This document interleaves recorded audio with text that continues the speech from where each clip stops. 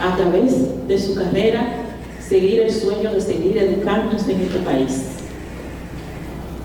romper barreras de idioma y llegar a un doctorado. Para nosotros, como dominicanos, es orgullo nuestro. Y ese señor es Fernando Aquino. Para él, ahora.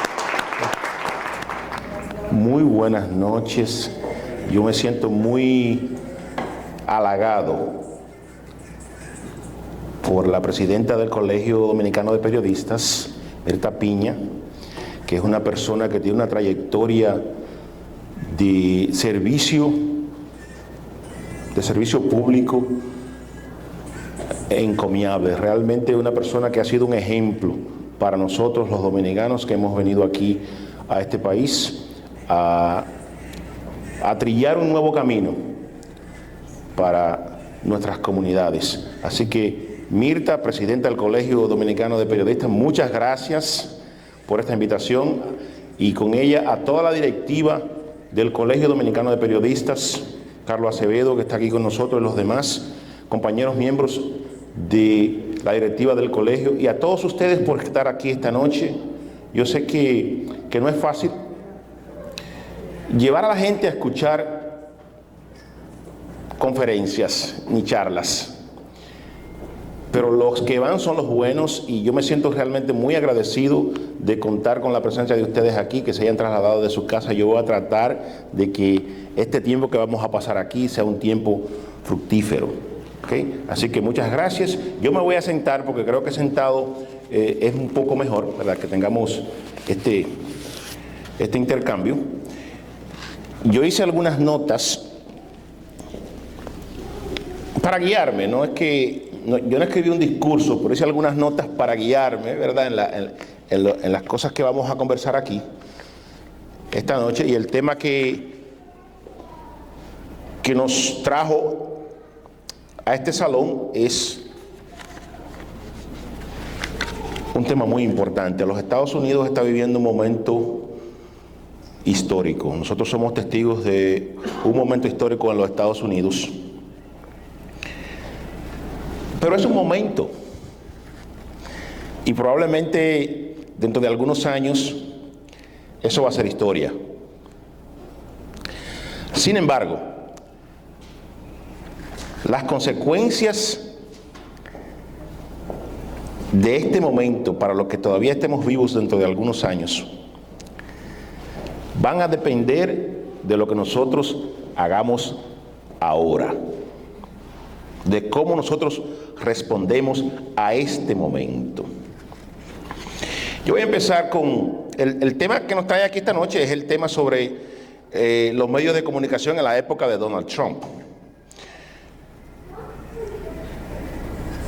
Y yo quiero empezar con una anécdota personal.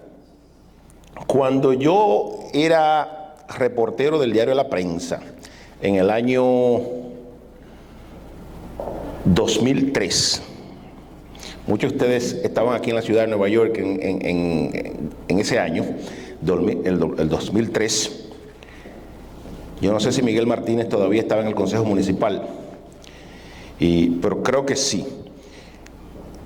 En esa época, Bloomberg era el alcalde de la ciudad de Nueva York, Michael Bloomberg.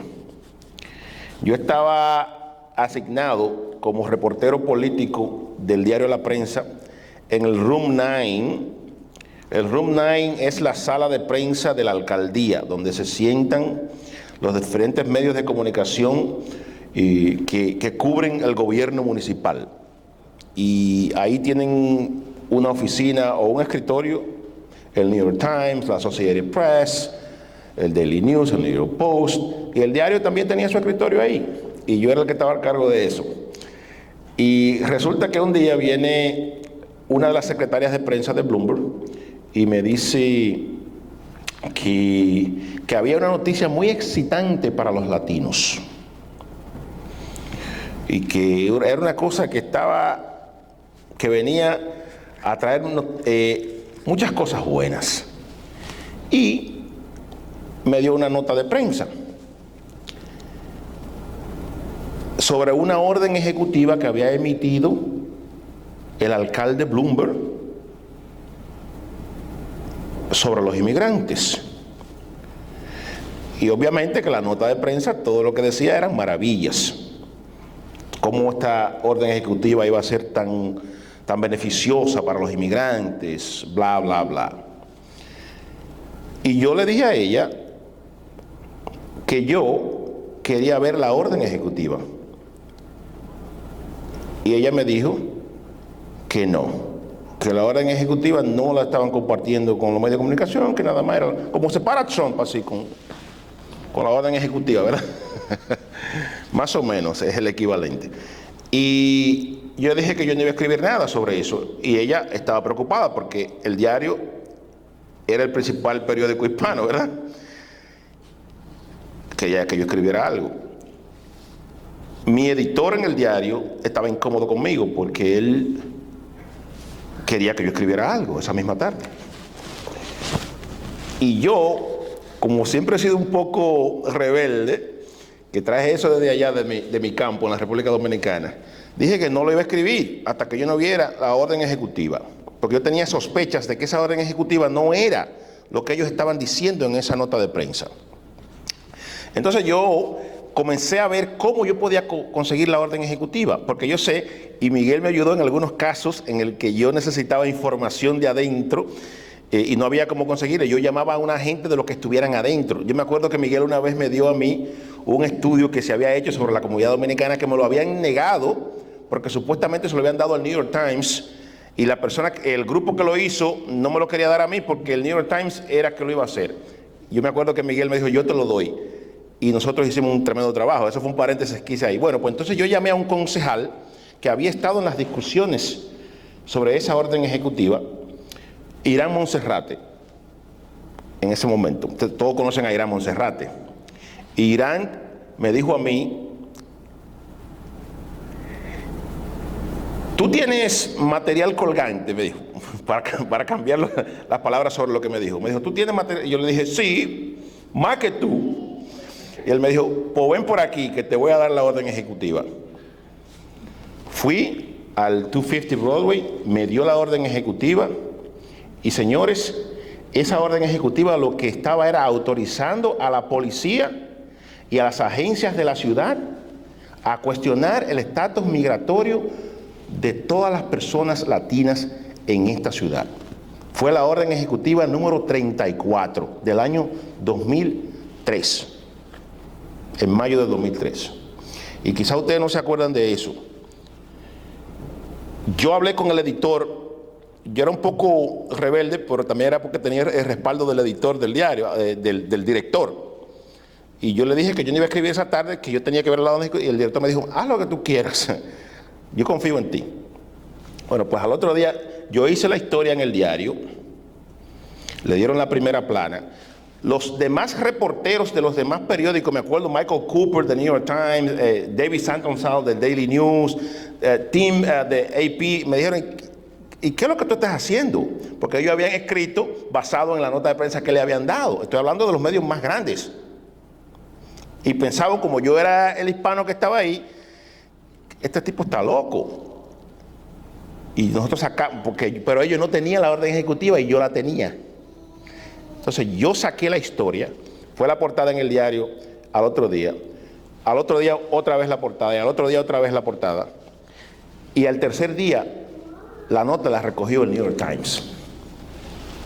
Y ahí empezó a cambiar todo. Entonces vino la AP, todo el mundo empezó a decir lo que ya yo tenía 3 días diciendo. ¿Y qué pasó? Ahí se involucró el Consejo Municipal.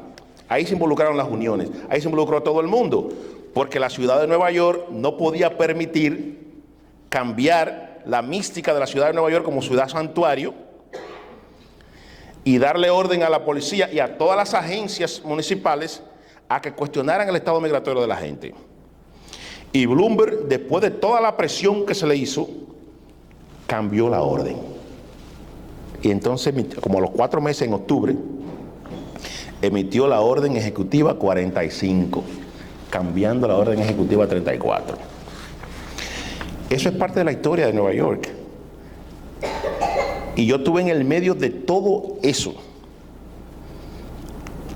creo que es la primera vez que yo hago esa historia. No creo que yo había hecho esa historia anteriormente. Pero eso hubiese cambiado totalmente la historia de Nueva York, si nosotros permitimos que eso pase. ¿Por qué Bloomberg lo estaba haciendo? Primero, porque los latinos somos un grupo de interés débil. Y con los latinos se puede hacer lo que sea, ¿no? O sea, y además, él tenía la presión del gobierno federal, porque acuérdense que acababa de ocurrir los acontecimientos del 9/11, los ataques terroristas, y que se había usado a los inmigrantes como chivos expiatorios, diciendo que los terroristas que habían venido eran inmigrantes, etc. Usaron eso para atacar a los inmigrantes. Y vino el Patriot Act con George Bush y comenzó a ponerle presión a los gobiernos municipales para que apretaran la tuerca a los inmigrantes. Y si no, iban a usar el poder que tiene el gobierno federal, que es el poder del dinero, ¿verdad? Iban a castigar a la ciudad de Nueva York quitándole el dinero. Y Bloomberg estaba cediendo a eso, a ese chantaje.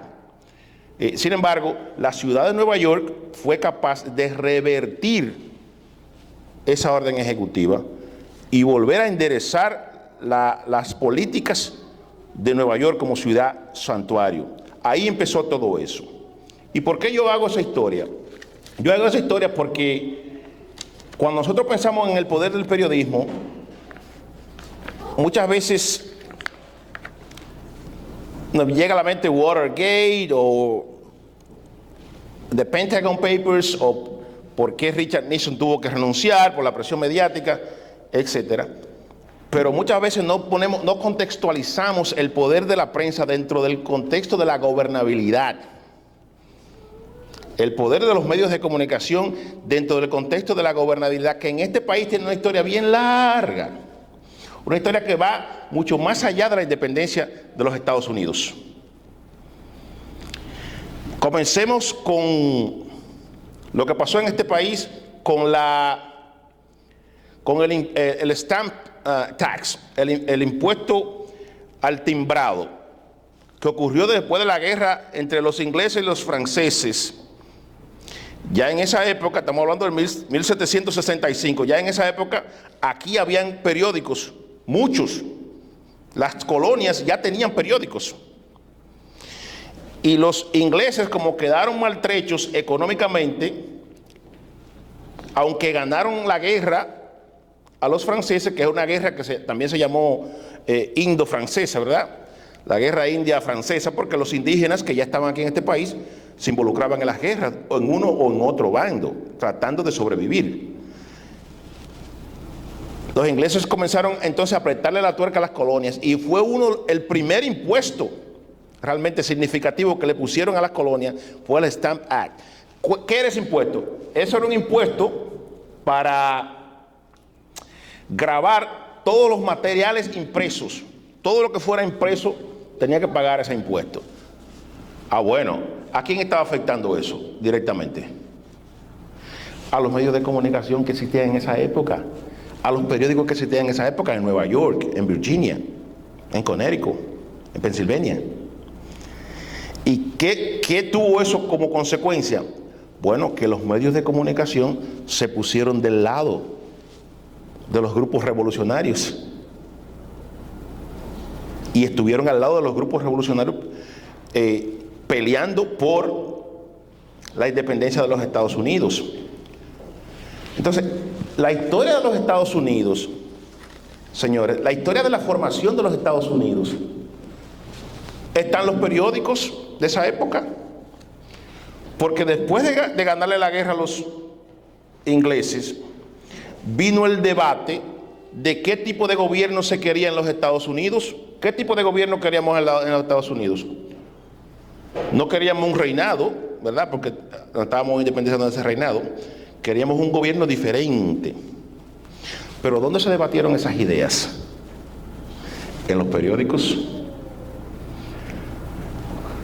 Los llamados papeles federalistas, ¿verdad? Y antifederalistas, fue donde se escribió toda la historia de qué tipo de gobierno se quería en los Estados Unidos. Y uno de los principales protagonistas fue uno que vivió por aquí cerca, ¿verdad? El que escribió la mayoría de los papeles federalistas, Alexander Hamilton, y su esposa Eliza, que vivían por aquí cerquita, ¿verdad? En Hamilton Heights, se le llama eso ahí ahora. Así, yo le estoy haciendo esta conexión para que ustedes entiendan el papel que tiene la prensa en la gobernabilidad.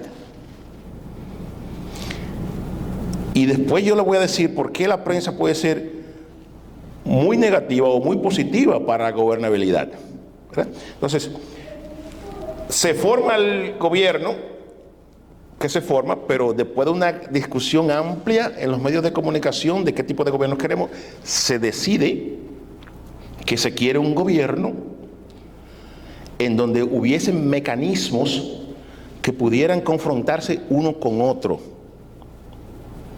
Es decir, diferente a un rey, que el rey hace lo que le sale del forro, como dicen, ¿verdad? Puede decir lo que le dé su gana y lo hace.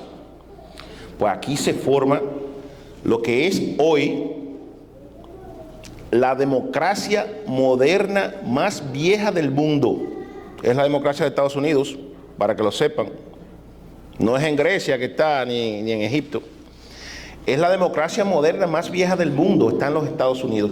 Y se forma en base a un gobierno en donde los poderes pueden confrontarse unos con otros. Y en base a eso, señores, se forma... Bueno, yo le estoy haciendo el cuento corto, ¿verdad? O sea, obviamente que hubo el gobierno confederado y ese gobierno era un gobierno débil, y luego viene entonces el gobierno fuerte, que es el que decide formar esta constitución. Señores, este librito, esta es la constitución norteamericana, que tiene 250 años, y en base a este librito se ha estado gobernando este país por todo ese tiempo. La prensa, los medios de comunicación fueron premiados en la Constitución con la primera enmienda. ¿Qué dice la primera enmienda? Libertad de expresión, ¿verdad? Entre otras cosas, ¿verdad? Y eso tuvo que ver con la participación que tuvo la prensa para formar el gobierno, el tipo de gobierno que tenemos todavía hoy. Aún los tenemos, ¿verdad? Aunque hay fuerzas que no lo quieren mantener. Entonces, yo quería hacer esa conexión para que ustedes entiendan cómo comenzó el vínculo de los medios de comunicación en los Estados Unidos con la gobernabilidad hasta el día de hoy.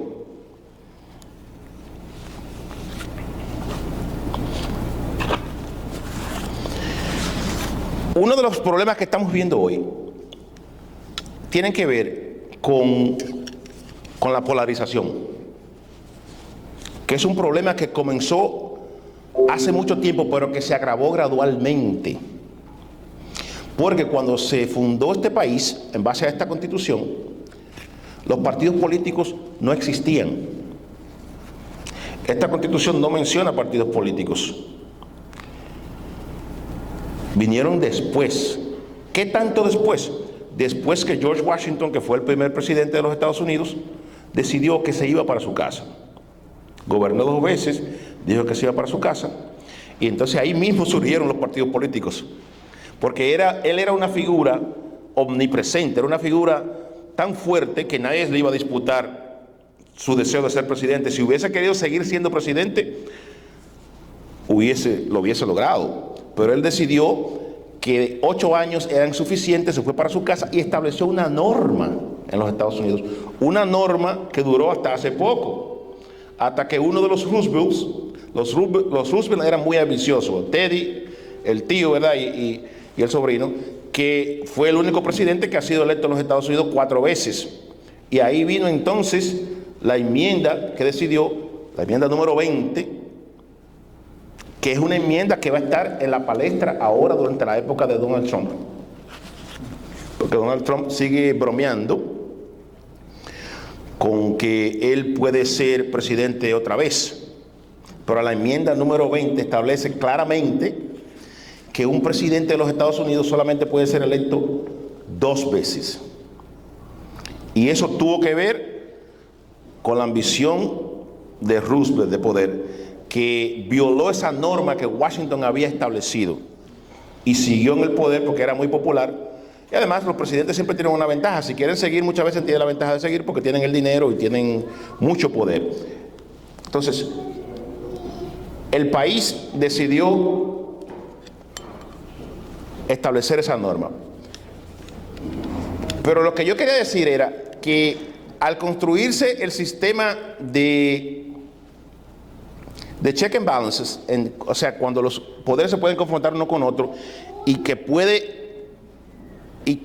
las leyes sean a través de un proceso deliberativo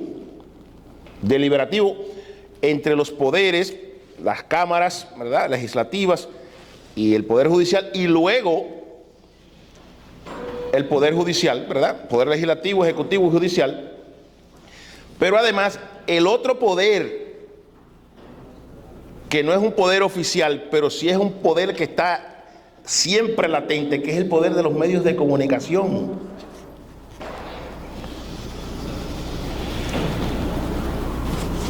Lo que ha ocurrido desde ese entonces hasta acá, señores, es que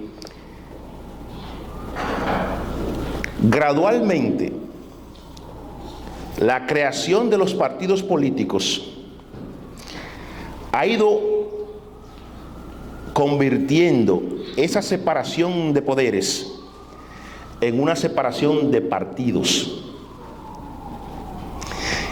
Y por eso es que recientemente nosotros hemos escuchado muy frecuentemente, escuchamos la frase de gridlock, right? El entaponamiento, que en Washington no se hace nada, o que en Albany no se hace nada. Acuérdense que la idea no era que las cosas se hicieran rápidos, sino que las cosas se hicieran de una forma deliberada. Sin embargo, la polarización a que hemos llegado ha llevado a los partidos a romper otra norma. La otra norma es que lo más importante para los partidos políticos es estar arriba y dominar. Y la historia de los Estados Unidos no siempre ha sido así. Siempre se habló de los presidentes que tenían la capacidad para unificar a ambos partidos en base a una agenda común para los Estados Unidos. Siempre fue así. Pero eso ha ido gradualmente cambiando. Y ahora mismo estamos viviendo en una época en donde lo más importante es estar arriba. Y la polarización de los partidos se ha multiplicado por la polarización intrapartido. Entonces tenemos movimientos dentro de los partidos, como el DSA dentro del Partido Demócrata, ¿verdad?, y el Make America Great Again dentro del Partido Republicano, que están alando los partidos hacia los extremos. Y fíjense que actualmente lo que pasa es que no importa cuán descarada sea la idea que surja de uno de los partidos, las personas afiliadas a ese partido en la legislatura votan como borreguitos. Y eso ha prácticamente contaminado la política norteamericana. Entonces, yo quería hacer ese preámbulo para entonces entrar a Donald Trump. Vamos a entrar a Donald Trump.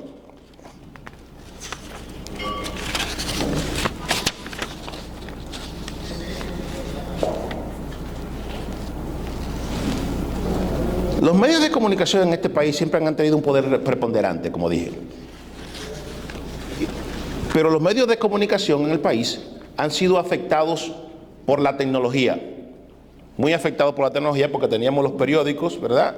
Después de los periódicos tuvimos la radio en 1920, después vino la televisión en el 30, después vino la internet, etcétera. La televisión por cable. Todo eso ha tenido un impacto enorme, señores, en la sociedad. Porque ahora, cada vez que la tecnología hace más fácil el acceso a la comunicación, es mucho más grande la responsabilidad para el ciudadano común. de digerir la comunicación que le llega a través de esos medios. Entonces, cuando la televisión llega al cable news, ya no es solamente las cuatro cadenas principales, sino que ahora tenemos una infinidad de individuos con agendas distintas, diciendo muchísimas cosas sin corroborar, que están creando opinión en la ciudadanía, una ciudadanía que no está preparada para digerir esas opiniones y quizás ni tiene el tiempo para hacerlo. Una de las cosas que yo a veces discuto con mis estudiantes cuando estamos hablando de democracia es que hay distintas democracias, ¿verdad? La democracia tiene diferentes tipos. La democracia de los Estados Unidos es una democracia representativa, ¿verdad? Y siempre se habla de lo ideal que sería la democracia perfecta, que es la democracia directa, ¿verdad? Direct democracy, en donde cada individuo tiene el poder de decidir lo que se va a hacer. Imagínense que todas las personas que estemos aquí esta noche tengamos que discutir y votar sobre dónde vamos a ir a cenar mañana. Yo creo que no tomaría mucho tiempo, ¿verdad? No sería tan fácil. O sea, la democracia directa es ideal, pero es impracticable. ¿Y por qué yo estoy trayendo este ejemplo? Porque lo que está pasando con los medios de comunicación es el equivalente a la democracia directa. En la democracia directa es impracticable, porque para una persona votar sobre un asunto determinado, necesita conocer ese asunto, ¿verdad? Necesita tener conocimiento sobre cuáles son las consecuencias que ese asunto va a tener, cuáles son los antecedentes de ese asunto, etcétera. ¿Y cómo se puede extrapolar esto a lo que está ocurriendo ahora con los medios de comunicación? Y sobre todo a lo que ha pasado con la expansión de la Internet. Es que ahora mismo no hay filtros. Ahora le está llegando a la gente la comunicación de una forma directa. Y como la política, señores, y vuelvo a la vinculación de la comunicación con la política no es más que la lucha por el poder. Y siempre se ha usado la comunicación como un instrumento en esa lucha por el poder.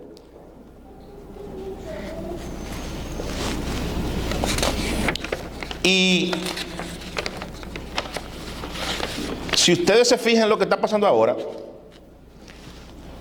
los medios tradicionales de comunicación han ido perdiendo relevancia porque están compitiendo con los nuevos medios de comunicación. Si ustedes miran a Twitter, por ejemplo, Barack Obama tiene 130 millones de seguidores en Twitter. Donald Trump, y dicen que Barack Obama fue el primer presidente producto del social media, ¿verdad? Donald Trump tiene 100 millones de seguidores en Twitter. La Associated Press, uno de los medios de comunicación más importantes y más profesionales que existe en el mundo, tiene 15 millones. CNN, que es un medio de comunicación profesional, ¿verdad? Aunque muchos tienen sus quejas sobre CNN, tiene 62 millones. Entonces, tú estás viendo que un individuo como Donald Trump puede comunicarse con 100 millones de personas en un clic. Y ese es el problema. Y no es que ese sea el gran problema, porque Barack Obama tiene 130 millones de seguidores, ¿verdad? En Twitter. El problema es que Donald Trump es el producto de una época en donde se ha perdido todo el respeto por la verdad. Es más, yo me atrevería a decir que Donald Trump es el primer presidente de nuestras vidas que es producto de la desinformación. Incorrecto. Y eso es un gran problema. Eso es un gran problema. ¿Por qué yo digo esto? Déjame ponerme los lentes porque no veo bien.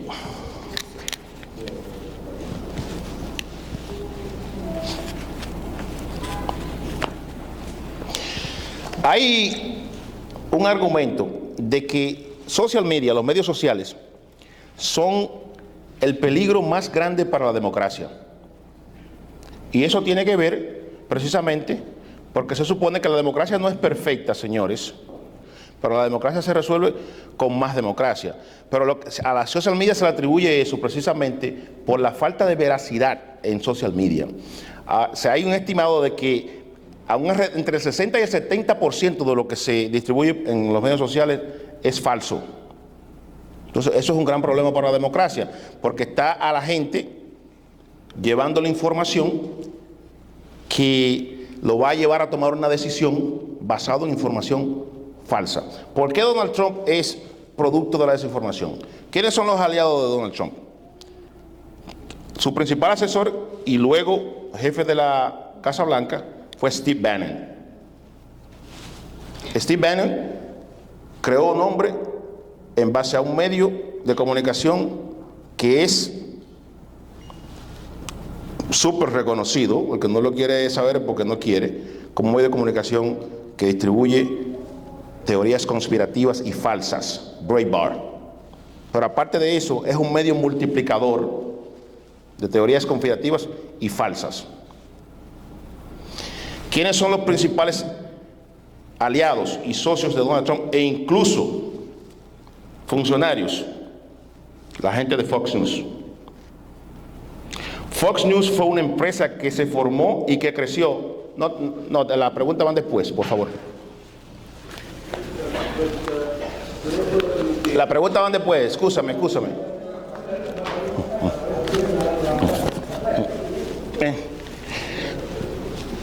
Cuando a ti te inviten a dar una conferencia, entonces tú sabes lo que te estoy diciendo. Ok, entonces, Fox News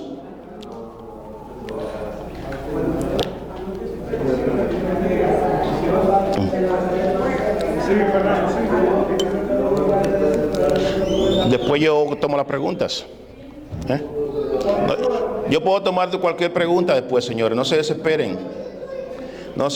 Fox News fue una compañía que de Rupert Murdoch, está documentado, señores, el que quiera ir a buscar que lo busque.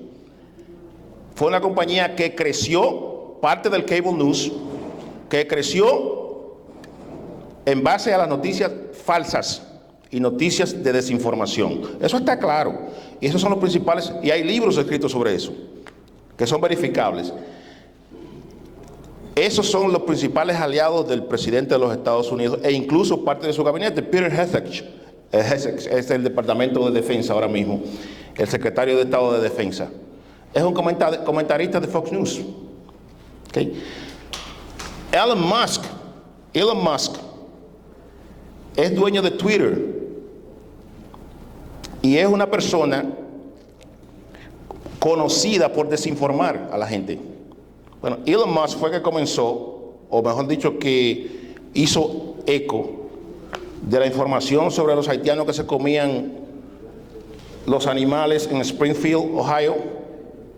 Entonces, señores, todos esos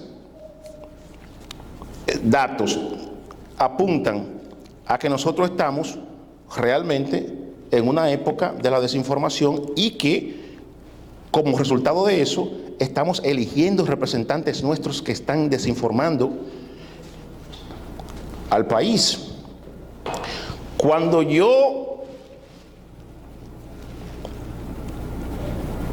tomé acción para que Bloomberg cambiara la orden ejecutiva 34 por la 45, en esa época, en el 2013 estoy hablando, habían 400,000 personas en la ciudad de Nueva York que eran consideradas indocumentadas.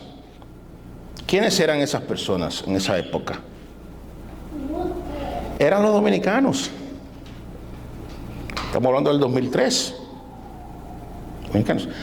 En la época actualmente, en la nueva crisis migratoria, ¿verdad? Si se le quiere llamar crisis, por lo menos el nuevo debate migratorio, en la ciudad de Nueva York se estima que hay entre 500,000 y 600,000 personas indocumentadas, incluyendo a las 220,000 personas que fueron enviadas desde Texas por Greg Abbott y por Ron DeSantis de la Florida. ¿Por qué yo traigo esa colación? Porque los inmigrantes han sido usados como chivos expiatorios. Y muchas de las historias que nosotros vemos en los medios de comunicación han sido alteradas o contaminadas por información no corroborada. Y muchas veces se está resaltando la noticia sensacionalista en el New York Post o en Fox News. ¿Por qué todo es en Fox News? Porque ustedes no se preguntan eso. ¿Por qué todo lo que va a decir el presidente tiene que decirlo primero en Fox News? ¿Por qué ayer, cuando Pam Bondi, la secretaria de Justicia, ¿verdad?, que es la jefa del Departamento de Justicia ahora, dijo que iba a publicar los files de Jeffrey Epstein? ¿A quién se lo dio? O sea, señores, estamos viviendo, es claro, o sea, esto no está oculto. Entonces, Donald Trump ha sido una persona que ha hecho una carrera en base a la noticia falsa. ¿Cómo comenzó Donald Trump su carrera presidencial? ¿Ustedes no se acuerdan? ¿O no estaban aquí? Diciendo que Obama no era americano. ¿Sí o no? ¿Se acuerdan de eso? Eso fue lo que lo llevó a él a la palestra pública, diciendo que por qué Obama no sacaba el certificado de nacimiento. Y se duró 4 años en eso. Y la gente le encantaba eso, porque Donald Trump es producto de lo que estamos viviendo ahora, que es a lo que se le llama la época de la posverdad, que es una época en que las personas están más vinculadas al aspecto emocional de la noticia que al aspecto factual de los hechos. Y a mucha gente le encanta la idea de que los haitianos comen animales, y a ellos les encanta escuchar eso. O que digan que Obama, porque es negro, no es americano. Así comenzó Donald Trump su carrera política. Y desde ahí, busquen los periódicos. Yo los invito a que busquen un día en donde no ha mentido. Bueno, The Washington Post creó una base de datos con 32,000 mentiras. Entonces, ¿por qué yo estoy diciendo todo esto, señores? Porque estamos hablando de los medios de comunicación y qué nosotros podemos hacer, ¿verdad?, para contrarrestar eso. Pero vamos a hablar de las 2 o 3 cosas recientes que ha hecho en las últimas 4 semanas. Le prohibió a la Associated Press entrar a la rueda de prensa de la Casa Blanca, porque la Associated Press había dicho que no iba a cambiar el nombre de Golfo de México a Golfo de América. El Golfo de México es agua internacional y tiene 400 años llevando ese nombre. Y colindan varios países con el Golfo de México. No es nada más los Estados Unidos, colinda México y otros países. Incluso el Caribe. La Associated Press es una organización de prensa internacional y ellos dijeron que no iban a cambiar el nombre del Golfo de México porque Donald Trump decidiera que de la noche a la mañana le iba a cambiar el nombre a algo que tiene 400 años llamándose Golfo de México, pero que sí ellos iban a anotar, ¿verdad?, que se le cambió el nombre, que le iban a poner entre paréntesis ahí. Bueno, pues no, ustedes no pueden entrar a mi rueda de prensa. ¿Okay? Hace 3 días decidió cambiar una normativa de 100 años de la Asociación Nacional de Corresponsales, que es la que rige la cobertura presidencial en la Casa Blanca durante 100 años. O sea que norma cómo se va a cubrir el presidente, democráticamente, ¿verdad? Todos los medios de comunicación. Dijo que no, que él iba a escoger, o que esta administración va a escoger quiénes son los que pueden hablar con el presidente. Pero señor, ustedes no están leyendo eso. Esto que yo estoy diciendo no es nuevo. Esto está en la noticia todos los días, ¿verdad? Yo solamente estoy poniendo algunos ejemplos porque son demasiadas cosas, solamente. It's hard to keep up. Es muy difícil.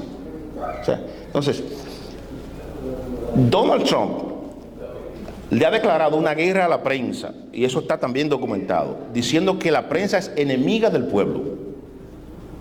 Y si ustedes no lo han visto eso, es porque no lo han buscado.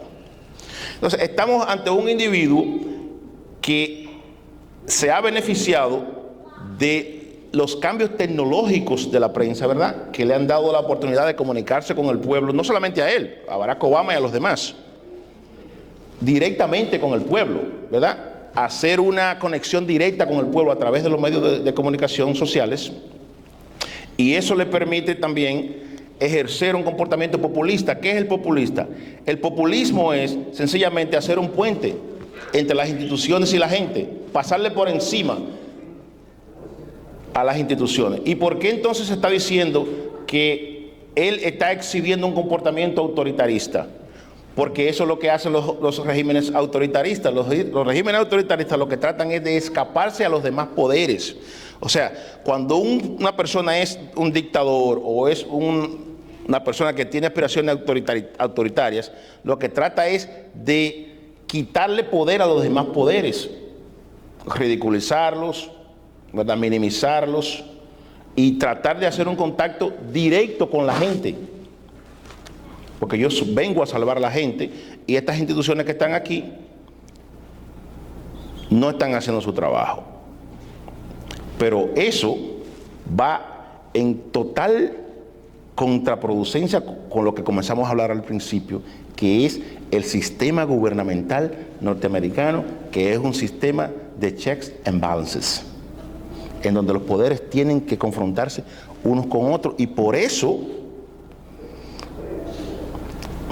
la Constitución ha funcionado durante 250 años. Y quiero hacer un paréntesis para decirle que esto no es una Constitución perfecta.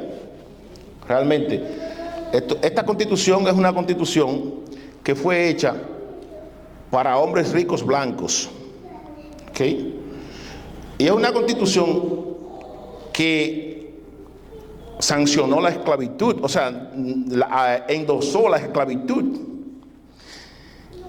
Y lo hizo tan difícil abolir la esclavitud, esta Constitución, que tuvo que haber una guerra civil para que los Estados Unidos pudiese abolir la esclavitud. O sea, no es que yo estoy alabando la Constitución, pero es una Constitución elástica que le ha permitido a los Estados Unidos ajustarse, y a los grupos que han sido marginados y dejados fuera, como los nativos americanos, las mujeres que no eran consideradas como gente dentro de esta Constitución. Bueno, si decimos que el entitlement que tienen los ciudadanos implica una serie de derechos, las mujeres no podían votar hasta el 1920 en este país. Los afroamericanos no eran considerados seres humanos, solamente un 3/5 de ser humano, los afroamericanos. Y no era como un derecho, sino para poder ser contados para el poder político de los estados esclavistas. ¿Okay? Los niños no eran considerados tampoco seres humanos. O sea, esto es una Constitución que realmente no es perfecta, pero al ser tan elástica y el sistema ser de checks and balances, le permitió a los grupos, como lo definió Madison, que estaban en diferentes facciones, luchar por inclusión en esos derechos.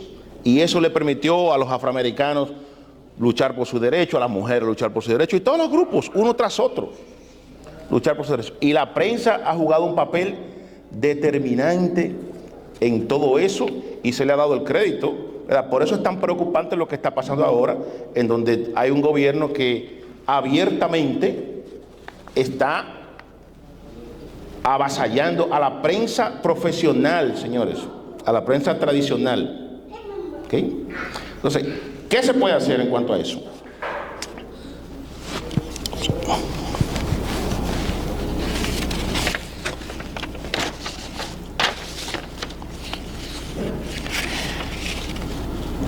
Yo quería también decirles, señores, que la desinformación no es un producto de ahora. La desinformación ha existido desde que hay seres humanos. Yo me estuve leyendo un librito de Natasha Tidd recientemente, que es sobre las 50 mentiras que han cambiado la historia del mundo,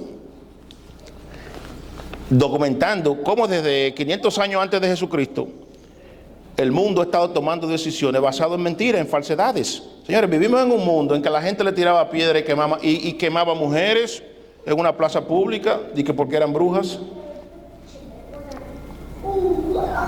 La gente es capaz de todo eso y de tomar decisiones emocionales basadas en mentira.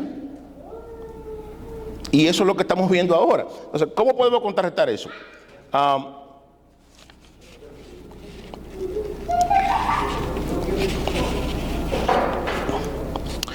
Yo diría que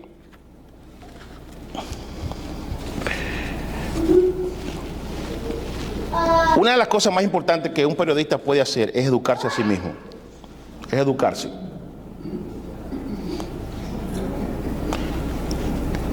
Educarse incluso sobre el sistema político. Porque si tú no conoces el sistema político, entonces tú no vas a entender lo que está pasando.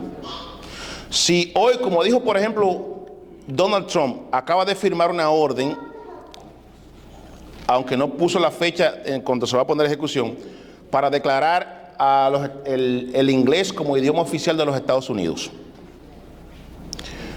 Si uno no conoce el background de eso, es muy difícil escribir sobre eso de una forma contestataria, porque lo que tienen que hacer los periodistas en este momento, los periodistas profesionales, es inmediatamente fact-check todo lo que salga, no solamente de la boca de Donald Trump, sino de cualquier político. Tiene que tratar de corroborar, verificar esa información y buscar el background. Pero como se trata de un individuo hablador totalmente, entonces ahí hay que hacerlo con mucho más ahínco. Entonces, cuando se trata, por ejemplo, del English only, del idioma inglés como idioma oficial de los Estados Unidos no tienen idioma oficial. Y eso es por una razón. No es porque hay una invasión de inmigrantes nuevos. Se ha intentado muchas veces. En el 1981 hubo un senador de origen japonés, por cierto, nacido en Canadá, pero que representaba a California, que introdujo una enmienda para declarar el inglés como idioma oficial de los Estados Unidos, Hayakawa, el senador Hayakawa. Y esa enmienda se ha caído porque los Estados Unidos ha entendido que eso es contraproducente para el espíritu estadounidense. El idioma oficial del gobierno, el lenguaje del gobierno es el inglés, pero no es un idioma oficial del país, porque eso puede tener consecuencias, señores. Por ejemplo, cuando yo trabajaba en la Fiscalía General, hubo una ciudad en Upstate, the town of Jackson, la ciudad de Jackson, que pasó una ordenanza designando al inglés como el idioma de esa ciudad, de Jackson. ¿Qué pasaba ahí, señores? Esta ciudad está en Upstate, en una zona rural, en donde hay muchas granjas que producen frutos y producen productos agrícolas. La mayoría de las personas que trabajan en esas granjas son inmigrantes, muchos de ellos indocumentados, muchos de ellos que no hablaban inglés. ¿Qué pasa con una ordenanza de este tipo? Si la ciudad decide que el idioma oficial es el inglés y una persona de esta va a pedir un servicio a una agencia de la ciudad, pues entonces un empleado, y hay muchos empleados racistas y la gente lo sabe eso, que los hay, en todas las agencias de la ciudad hay empleados racistas muchas veces, que si saben que además están amparados por la ley, le van a negar el servicio a esos inmigrantes. Entonces, ¿qué hizo la Procuraduría General? Que yo trabajé en ese caso también, que le mandó un ultimátum a esa ciudad y dijo que tenía que rescindir esa orden inmediatamente porque eso estaba en contra del Acta de los Derechos Civiles de los Estados Unidos y que ellos no podían tener una orden Y si se enfermaba una gente tenía que ir al hospital. Y el empleado era un racista y decía, no, usted no habla inglés. O sea, esas son las consecuencias que tienen este tipo de cosas. Y la gente no lo entiende. Que piensa, bueno, no, porque si somos americanos, que todo el mundo habla inglés. Porque también hay un discurso falso que tiene que ver con la asimilación. Y ustedes ven que usan la asimilación. Los latinos no se asimilan. Son brutos, no hablan inglés. Eso es mentira, señores. Todos los estudios demuestran que todas las comunidades se asimilan históricamente al mismo ritmo. Cuando los italianos vienen aquí por primera vez, la primera generación de italianos que vino aquí, no hablaba inglés, hablaban italiano.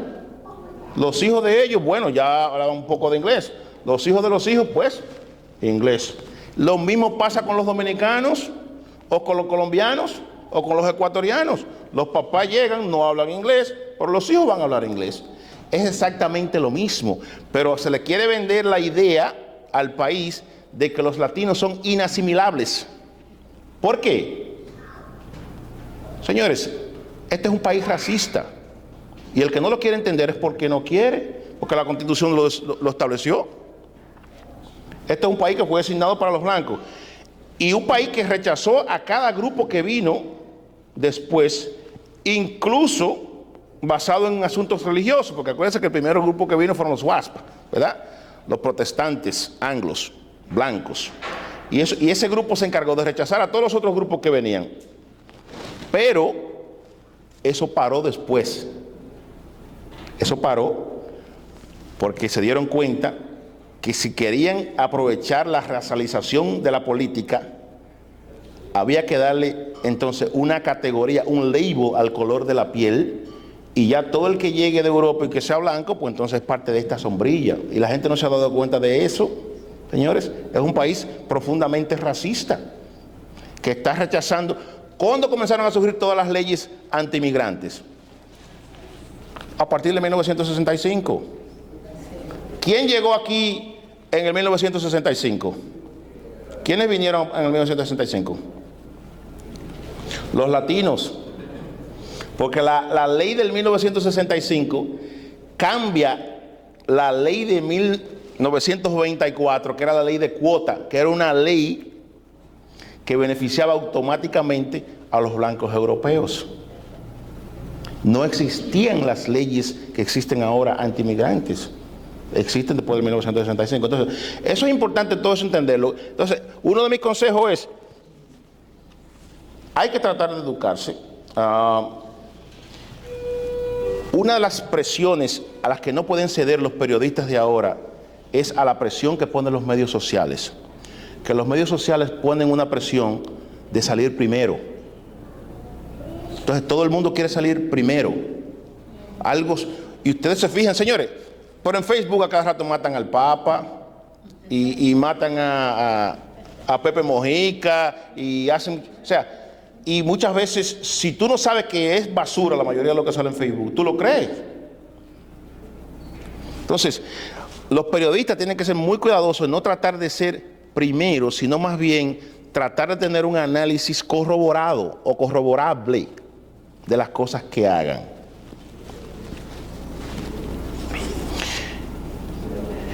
Por ejemplo,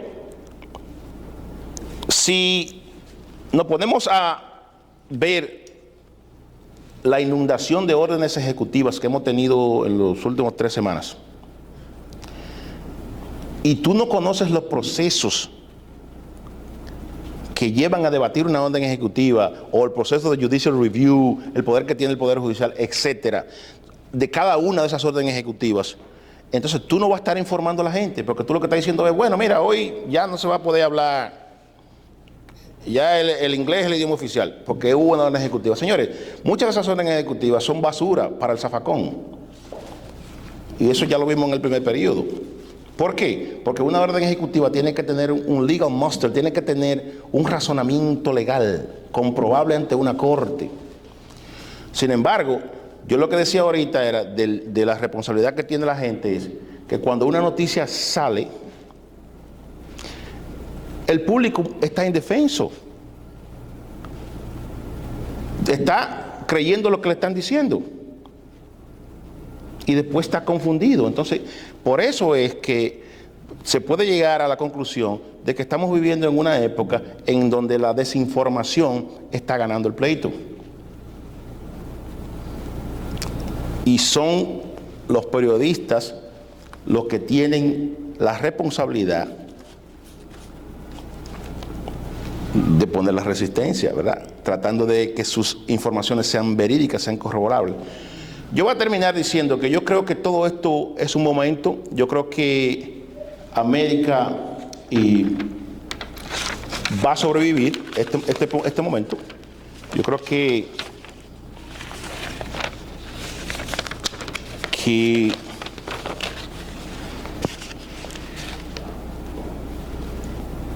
vamos a entrar en una nueva etapa muy pronto y que todo esto va a ser historia.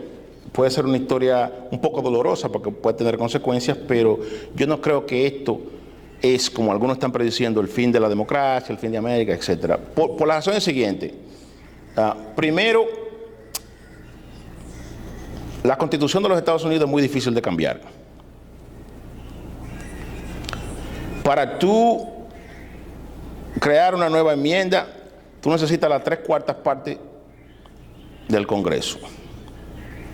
¿Okay? Y la 4/5 parte de los estados tienen que ratificarla. Eso es casi imposible. Eso no va a ocurrir porque el país está demasiado polarizado, ¿verdad? Entonces, para tú hacer un cambio como de los que se están proponiendo, tú tienes que cambiar la Constitución. Si tú vas a cambiar el derecho de ciudadanía por nacimiento, tú tienes que cambiar la Constitución, porque el derecho de ciudadanía por nacimiento está establecido en la 14 enmienda. Ahora, tú puedes hacer un argumento, ¿verdad?, ante la Corte, y quizás ese es el propósito. Tú puedes decir, bueno, la 14 enmienda también habla de jurisdicción, etcétera, etcétera, pero eso es casi imposible. Hay que cambiar la Constitución. El derecho a la ciudadanía por nacimiento ya es parte de la Constitución. Eso va a ser difícil. Por eso yo creo que por esa parte los Estados Unidos van a superar este momento. El otro punto que yo creo que también se puede usar para establecer que los Estados Unidos va a proseguir con su sistema es que Donald Trump en la presidencia tiene un plazo de expiración. No puede reelegirse, porque la Constitución se lo prohíbe, por el mismo motivo, ¿verdad? O sea, entonces, tú puedes hablar, hay una masa enardecida, emocionalmente vinculada, pero acuérdense, señores, que aquí 81 millones de personas, 81 millones de votantes registrados no votaron. Esa es la pluralidad de los votantes registrados. 81 millones de personas. Ninguno de los candidatos sacó 81 millones en estas elecciones. En la pasada algunos sacaron más, pero no en esta. El otro aspecto, y quizás es el más importante, por el que yo creo que la democracia estadounidense va a prevalecer, y el sistema estadounidense, es que el multiculturalismo, la diversidad estadounidense, es demasiado fuerte.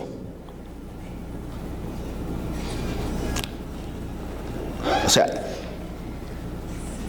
y es una diversidad que está siendo respetada y bien evaluada por las ciudades más grandes de los Estados Unidos, que es donde van los inmigrantes. Ciudades como Nueva York, como Los Ángeles, como Chicago, etcétera, son las ciudades donde se produce el dinero, señor, en este país.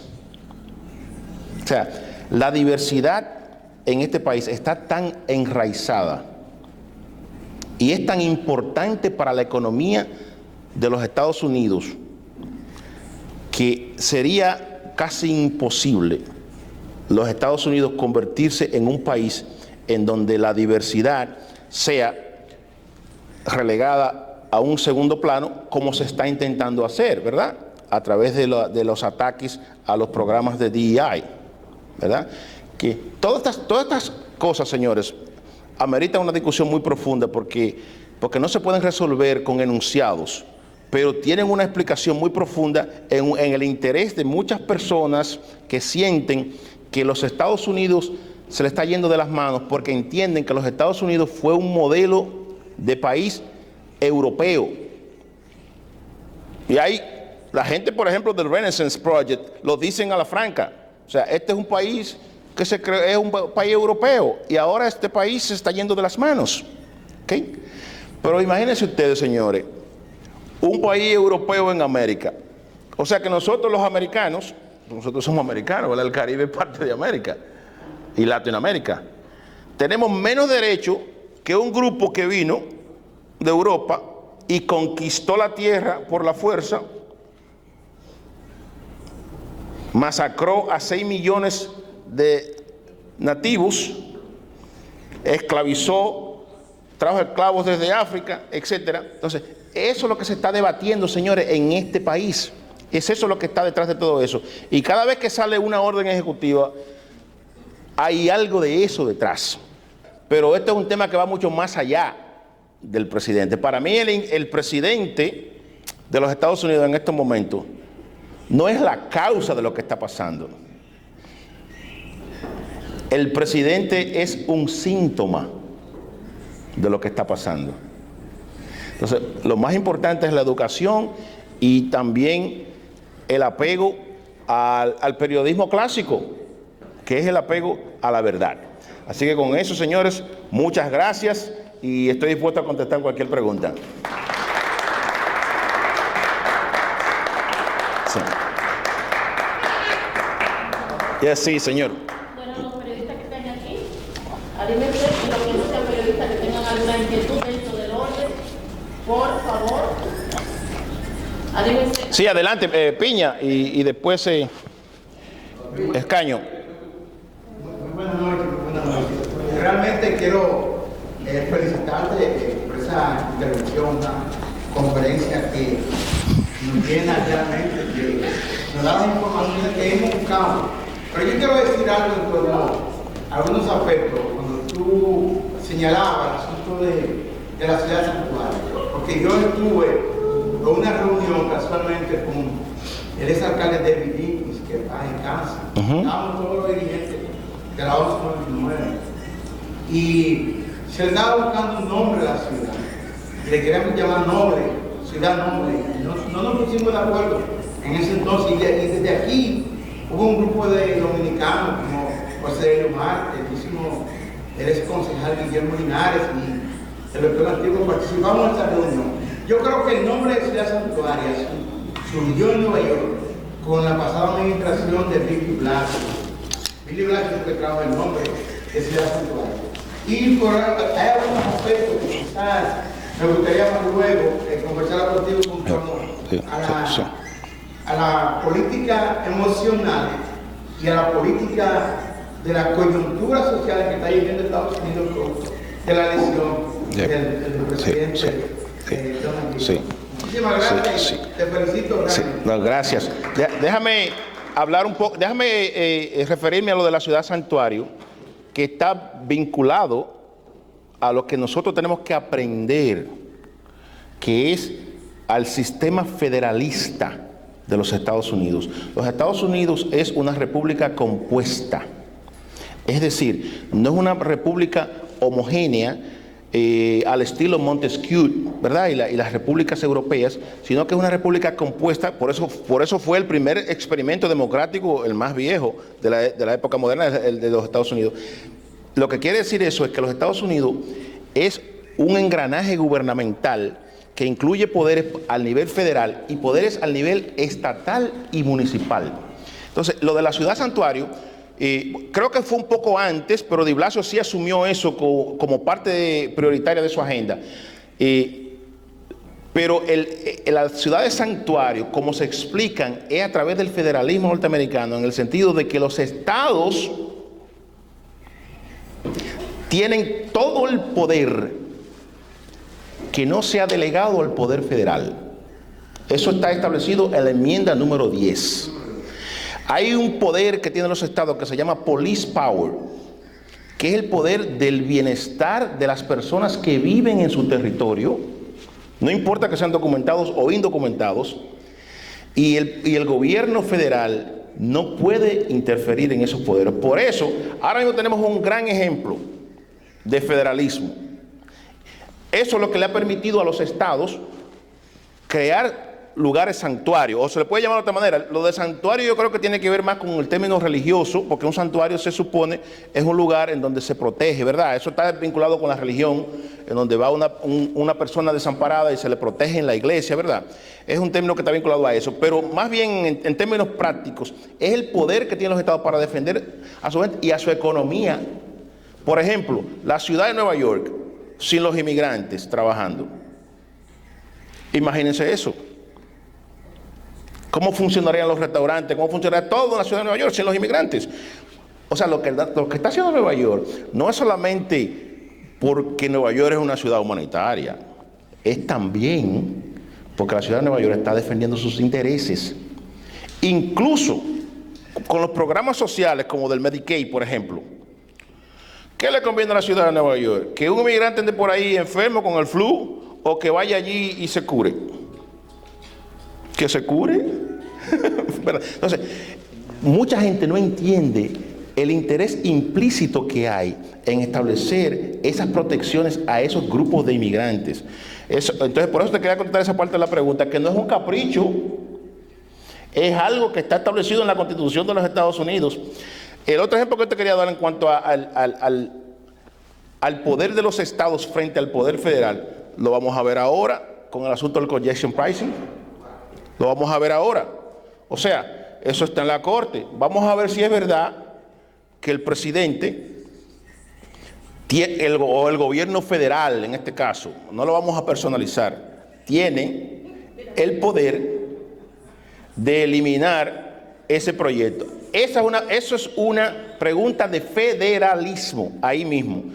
Y eso es lo que yo digo, que nosotros los periodistas tenemos que instruirnos un poquito más, porque cuando conocemos esos backgrounds, podemos inmediatamente, desde que vemos una cosa, podemos decir, como lo están haciendo la mayoría de los medios, dicen, Donald Trump dijo, entonces ponen una coma, falsamente, si lo buscan, la mayoría de los medios están haciendo eso. Donald Trump dijo, falsamente. ¿Por qué? Porque ellos saben que eso no tiene ninguna base. Entonces, y eso es lo que tenemos que comenzar a hacer. No sé si eso contesta tu pregunta. Gracias.